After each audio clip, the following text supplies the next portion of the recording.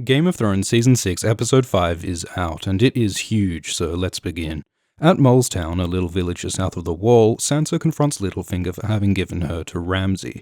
Littlefinger says he's sorry, he didn't know Ramsay was so cruel, and apparently he's telling the truth, he really didn't know, which is a pretty major fuck-up, right? He gave Sansa, one of his most valuable strategic assets and someone he loves in his own creepy way, to a family that's famous for flaying and betraying Starks, somehow not suspecting that they'd hurt her. Littlefinger is usually a master manipulator, but with Ramsay he made a mistake, and he admits it. He presents himself to Sansa unprotected, at her mercy, to apologize. So as much as Littlefinger is using Sansa for his own political goals, he also seems to sincerely want Sansa to forgive him. He's a complicated character. Like, this meeting happens at Molestown, right? Which is interesting because Molestown has the brothel where the men of the Night's Watch come. At least until the wildlings sack the town in Season 4, but it's in the ruins of that brothel that Littlefinger chooses to meet Sansa, just as he meets Cat in a brothel and Olenna in a brothel. Prostitution is a big theme in Littlefinger's story. In fact, the whole situation of Peter giving Sansa to Ramsay kind of is an act of pimpery, right? So much of Littlefinger's character is rooted in his sexual history with Lysa and Catelyn, which is tied up with his feelings of self-worth and power and status. He says, "I'm not going to fight them, I'm going to fuck them. That is what I know, that is what I am." In Littlefinger's mind, sex is deeply linked to power and control, so it's no coincidence that prostitution and pimpery are recurring themes in his story. Anyway, Littlefinger offers Sansa the support of his knights from the Vale, but she refuses him. She's probably right not to trust him, but at the same time, she and Jon and co really do need more men right now. Those knights will probably end up at the Battle of Winterfell anyway, because you don't bring an army to the north and not use it.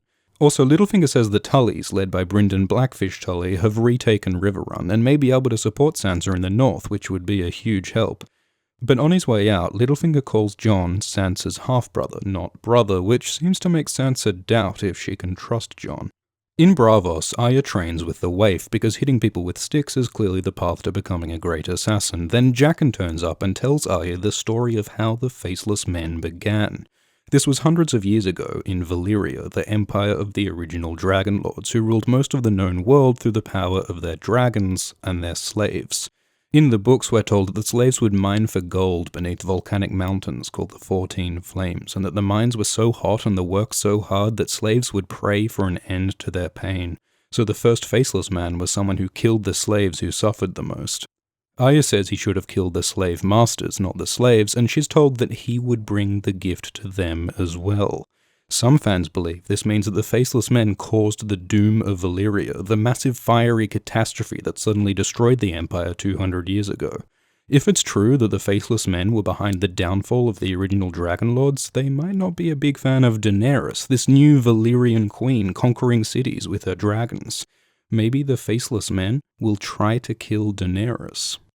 Arya's told to kill an actress, so she goes to see a play. The play is a retelling of recent events in King's Landing, the death of King Robert, the downfall of Ned, the marriage of Sansa to Tyrion. It's cool to see how the public perception of what happened is so wrong. Like, Ned's portrayed as an idiot who wanted the throne when he was actually the opposite. Tyrion plots with, then betrays Ned when that was actually Littlefinger. Cersei tries to follow the rules when she actually broke them. Joffrey's a noble prince instead of a nasty little shit, and he's kind to Sansa when he actually threatened and beat her. And Tyrion wants to marry and sleep with Sansa when in truth he wanted neither. But the real drama of this scene is that Arya has to relive the horrors that happened to her family. She's forced to watch her father's execution for the second time. Maybe the Faceless Men are testing her here by confronting her with memories of her family, because to become no one, she'd have to let go of the people she loves. Afterwards, Arya spies on Lady Crane, the woman she's meant to murder, and she seems nice. So back at the house, Arya talks as though she doesn't want to kill Crane. Jaqen says she's not meant to care if she's nice, she's not meant to ask questions, she's meant to blindly serve the many-faced god, the god of death. So again, Arya's being tested. Will she give up her sense of justice and murder an innocent woman?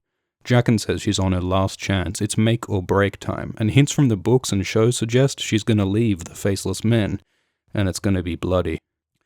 Then beyond the wall, Bran has a vision of the children of the forest creating the White Walkers. This would have happened some 10,000 years ago, when humans first came to Westeros and started a war with the children who had been there long before. Eventually, the children and the first men made peace in an agreement called the Pact, but this scene seems to suggest that sometime before the Pact, the children created White Walkers as a weapon for their war against the humans. At some point, the children must have lost control of the Walkers because thousands of years later, the Long Night happened when White Walkers attacked and almost took over Westeros. They were stopped by the humans and the children working together to fight and win the War for the Dawn. After the war, the wall was built to keep the Walkers out, though they didn't make the Walkers pay for the wall. This was all thousands and thousands of years before the story of the series begins, so the history is pretty hazy here, but we do finally know what Walkers are. They're like Frankenstein's monster, an experiment that got loose, or like the robots in Terminator, weapons that turned on their creators.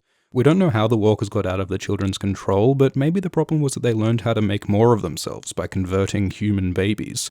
It's a problem when your killing machines can self-replicate, right? Or maybe the problem was the whites, the zombies that Walkers raised from the dead. Because the thing is, we saw that dragonglass was used in the creation of the Walkers. Dragonglass kills Walkers, and the children had lots of dragonglass, so maybe they figured they could easily control the Walkers that way. But the whites, these zombies, aren't hurt by dragonglass. The children can't easily stop them, so maybe the Walkers went rogue when they started raising armies of the dead. Also, this first White Walker appears to be the Night King, the Walker who now leads the army of the dead, which means the Night King must be like 10,000 years old. So are the Walkers immortal? That might explain why there have been thousands of years in between their attacks. They can afford to be patient. Also, this child of the forest is Leaf, the same child who's alive in the present, so maybe the children are also immortal? It's weird though, because in the books Leaf says she's only 200 years old. Regardless, another thing is the pattern of stones around the tree where the Walkers are made is similar to the pattern of corpses the Walkers leave in Season 3, so it looks like the Walkers mimic the symbols used by their creators, except the Walkers make them out of corpses. It really does seem that the Walkers are purely evil, a weapon gone rogue that needs to be wiped out. But is it really that simple? We know, at least in the books, that they have language and culture. Maybe they have a society, cities or civilization in the far north. They do a lot of killing, but they're still thinking, feeling creatures. Look at the Unsullied. They are slaves raised as soldiers, bred for war. But the character of Grey Worm shows us that even people who are created to be mindless killers can come to love and live like anyone else. It is true that every Walker we've seen so far has been a merciless murderer, but we can't assume that every Walker's like that. That's racist. Admittedly, it doesn't look likely that the Walkers will be more than just monsters, at least in the show, but maybe let's just think about the possibility of peace. Finally, readers may wonder whether this revelation about the Walkers is true for the books as well as the show, because the Walkers, or others, are very different in the books. But as Reddit user Lucifer Lightbringer points out, there are strong hints in the books that the children made the Walkers. For example, one character compares a Walker to some child's Snow Knight, which is exactly what the Walkers are, if they're warriors for the children. So yeah, it's not certain, but it does seem likely that this stuff is true for the books as well as the show. At the Iron Islands, the Ironborn hold a Kingsmoot to elect their new king. Yara talks about making the Iron Islands great again, building the largest fleet the world's ever seen, and when a man questions her for being a woman, Theon speaks up in her support. So everyone seems on side until Euron arrives. He makes fun of Yara and Theon, boldly admits to killing his brother, King Balon, and says he'll sail to Daenerys and ally with her to take Westeros. And the people are convinced. They make Euron their new king. This scene is better in the books. For starters, Euron has more personality. He's this charismatic, swaggering, crazy, scary pirate dude, like some darkest timeline version of Captain Jack Sparrow. He rocks up with his entourage of bastards and mutes and mongrels from all over the world. He gives out chests of gold to the Ironborn to show how awesome he is, and he has a magic horn called Dragonbinder, said to be able to control dragons. He's got power, he's got loot, and he's got a clear plan, and that's why the Ironborn choose him. Yara, or Asher, is also different in the books. She's got this great funny speech using chests of pine cones and turnips and stuff. She argues for peace instead of this vague making our mark stuff. So the show's version's okay, but the book version is much cooler. Anyway, Aeron Greyjoy, a priest of the drowned god, performs a drowning ritual on Euron. And Euron finds out that Theon and Asher have run off with their best ships, so Euron says he'll hunt them down and orders the Ironborn to build 1,000 ships, as though that's something you can do in a short time. So it looks like the Ironborn are racing to reach Daenerys to forge a great alliance between the Kraken and the Dragon. So let all the world beware. In Vaes Dothrak, Daenerys and Jorah have a tearful reunion. Jorah shows Dany his greyscale, the stony disease that's slowly killing him, and she sends him off to find a cure. In the books, there's no mention of a cure. You can sometimes survive the disease as a child, like Shireen did, but there's no, magic potion that'll fix it that we know of. In the show, though, there is a scene where Stannis says Shireen's greyscale didn't just go away naturally, he had it cured by a bunch of maesters and healers. So maybe Jorah can do something like that. Another idea that's popular at the moment is that Jorah might do what the character Victarion does in the books. He has his wounded arm healed by a red priest, leaving it all bloody and burned and smoking. Maybe Jorah will do something similar. Anyway, while Jorah the Explorer looks for a cure, Dany rides for Meereen with her massive Khalasar. In Meereen, Varys says the peace deal with the Masters seems to be working, but Tyrion still reckons they have a bit of a PR problem, so they go and have a chat with Kinvara, the High Red Priest of Volantis. Kinvara agrees to go spread the word in support of Daenerys because she believes that Dany's Azor Ahai, or the prince that was promised, the prophesied saviour of the world. As Varys points out, Melisandre said the same thing about Stannis, and now Jon. So the Red Priests really can't seem to decide who their chosen one is. But Kinvara hits right back at Varys, talking about his castration by a sorcerer when he was a child. Varys' cock and balls were burned in some magic flame, and he remembers hearing words coming from the fire. Kinvara claims to know what those words were and who they were spoken by, and Varys, perhaps understandably, is really shaken. Varys is normally so cool and collected, a master of disguising his true feelings, but here we see him openly uncertain and vulnerable, just like how we saw Littlefinger vulnerable and exposed. Power structures really are shifting this season. Anyway, it does seem good for Dany's cause that Kinvara is on side, though Tyrion is concerned that she's so keen to burn heretics and stuff. This could be a problem, especially given that Daenerys is also in a pretty burny mood lately, right? When they meet, the Dragon Queen and the Red Priestess might get along like a house on fire. Maybe Dany will convert to Kinvara's red god, feeding her flame further, turning her closer to violence and blood. Back beyond the wall, Bran goes off and has a vision without Bloodraven's guidance, going back to the spot where he saw the White Walkers made, but much later. He sees the army of the dead, and sees the White Walkers who lead them, including the Night King himself, who somehow touches Bran through the vision, leaving him marked, which breaks the magical protections on Bloodraven's cave and leaves them all vulnerable to the Walkers. Bran's training under Bloodraven's got to finish up real quick now, so he plugs into the Matrix and starts downloading as much as he can before they have to leave. Back at Castle Black, Jon and Sansa and co strategize, trying to work out which northern houses might support them. The Boltons already have the Umbers and the Karstarks, but they could still win the Manderleys, Glovers, Mormonts, Kerwins, Hornwoods, Tallhearts, and many other minor houses. If they can get all these houses together, they could stand a chance against the Boltons. Sansa also brings up the Tullys, who could be a huge help, but she lies to hide her meeting with Littlefinger and his offer of the Knights from the Vale. It seems like Sansa doesn't totally trust Jon, or maybe she only lies to keep Littlefinger out of all of this. Either way, she does give Jon a fancy new coat, so it seems like things can't be too bad between them. So everyone heads off to recruit allies, leaving Ed in charge at Castle Black. Jon jokes about the wall falling, which is some seriously scary foreshadowing.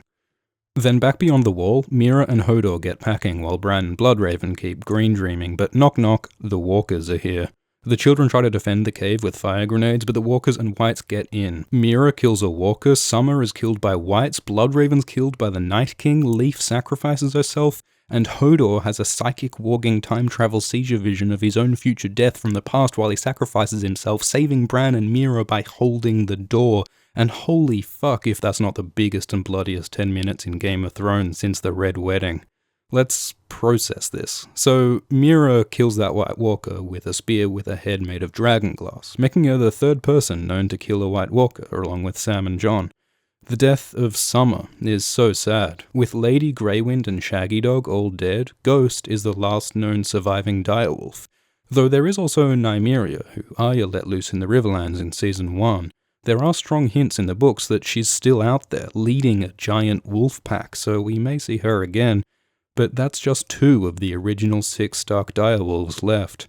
The death of Bloodraven is huge, because he's one of the oldest, most powerful and knowledgeable and mysterious characters in the series, yet we never really found out his secrets before he died. In the books we know he's a 100-year-old Targaryen bastard and brother of the Watch, but beyond that, we really know nothing. Who is he? How did he come to be a psychic tree? What does he know? What are his goals? What exactly was his plan for Bran? And what's his history with the Walkers? The way the Night King looked at him, it looks like they got years-old beef. And Leaf, it is poetic that she was killed by the monsters she created, but was she the last of her species? As far as we know, the children in that cave were the last of the children of the forest. And finally, Hodor. Poor, sweet, innocent Hodor. We learn that Hodor is the way that he is because in a vision of the past, Bran walked into young Willis, reached through his mind such that his present self would hold the door to save Bran and Meera from Weiss. This is so tragic and fucked up on so many levels. Willis was a happy, healthy kid who had his mind and his whole life taken away from him. Every word he said for the rest of his life was a premonition of his death, yet everyone around him just thought it was funny. And did he have a choice in this? Did he know all his life the way he'd die and bravely continued on anyway? Or is he a handicapped man being taken advantage of, used for reasons he didn't understand?